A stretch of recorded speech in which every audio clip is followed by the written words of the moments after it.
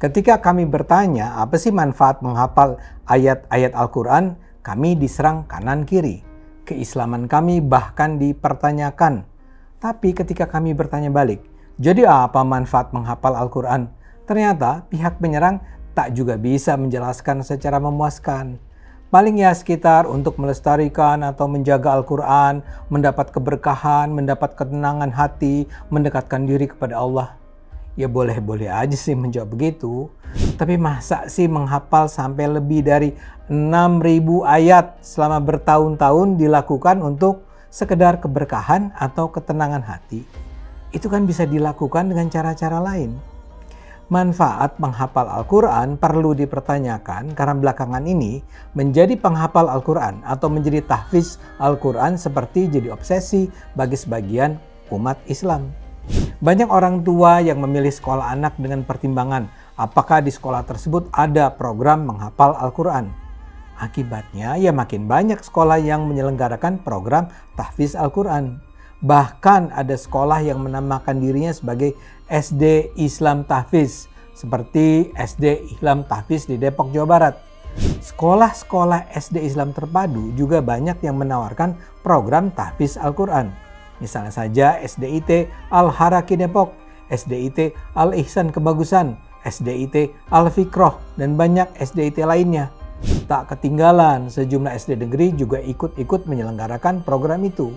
Seperti SD Negeri 21 Payakumbuh, SD Negeri 5 Patokan, SD Negeri 1 Mimbahan, dan sejumlah SD negeri lainnya. Sejumlah sekolah SMP, SMA pun ikut-ikutan buat program itu. Seperti yang dilakukan SMP Islam Al-Azhar BSD, SMP Quranic Science Boarding School, SMP Tahfiz Al-Quran Excellent Darussanah. Di tingkat SMA ada SMA Islam Al-Azhar 15 Semarang, SMAS Al-Hikmah Rampok, SMA Yabis Bontang, dan beberapa SMA lainnya. Ini baru sebagian ya. Belakangan sejumlah perguruan tinggi juga ikut-ikutan membuat program itu. Mulai dari membuka penerimaan mahasiswa jalur tahfiz Al-Quran sampai memberikan beasiswa kepada calon atau mahasiswa tahfiz Al-Quran. Sejumlah perguruan tinggi ternama bahkan ikut membuat program ini seperti Universitas Indonesia, Universitas Gadjah Mada, Institut Pertanian Bogor. Ada juga Universitas Negeri Jakarta, Universitas Pajajaran, Universitas Airlangga, Universitas Syekh Kuala, dan UIN Jakarta. Kalau gitu, apa sih istimewanya penghafal Al-Quran? Sebagian menjawab agar bisa lahir generasi muda yang punya pemahaman keagamaan yang komprehensif. Tapi itu kan harapan yang berlebihan. Banyak penghafal Al-Quran yang tidak mengerti makna ayat-ayat Al-Quran yang dihafal atau baca. Sebagian pihak mengatakan kegiatan menghafal Al-Quran bermanfaat untuk melestarikan dan menjaga Al-Quran. Tapi ini pun bisa dipertanyakan.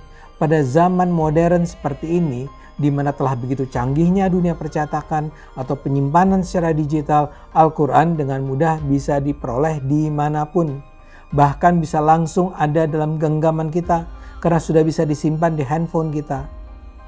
Dalam hierarki kecerdasan, menghafal juga menempati urutan terbawah dari kecerdasan manusia.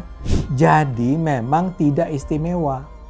Peradaban umat Islam itu sudah tertinggal jauh dari negara-negara barat yang lebih mengutamakan pengembangan sains dan teknologi. Barat sudah menghasilkan karya-karya yang punya kontribusi besar bagi peradaban manusia.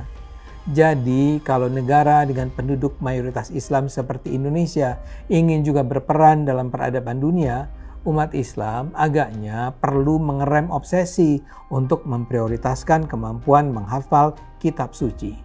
Nomor satukan pemahaman, bukan hafalan.